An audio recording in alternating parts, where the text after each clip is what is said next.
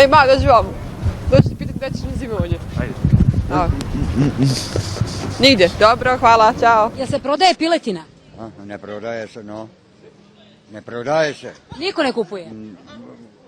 Kupuju, ne kupuju, uglavnom se ne prodaje, ne smije se. Kolika je cena? Ne znam ja.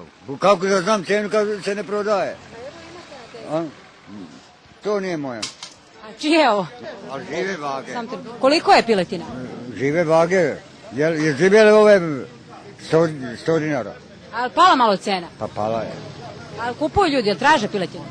Pa traže, ali ne smo od ovih demokrata da su ovi onda bi tražili. A se vi plašite da jedete? Ja? Što da se plašim?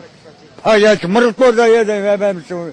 Plašim, koga, zašto da se plašim? Šta je s vama, gospođe? Plašim se.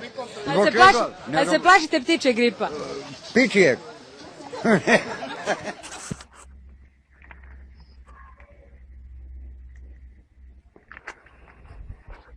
Tihomir, jel ti se sviđa mašina? Jel znaš ti s tim raditi? Ajde da mi pokaži.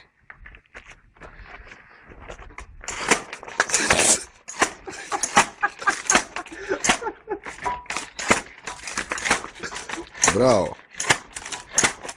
Bravo. Dobro, pregrijat će se, čuješ? I to si sve napravio za sat vremena, kažeš? Da. Bravo. Bravo. Svaka čast. Bravo.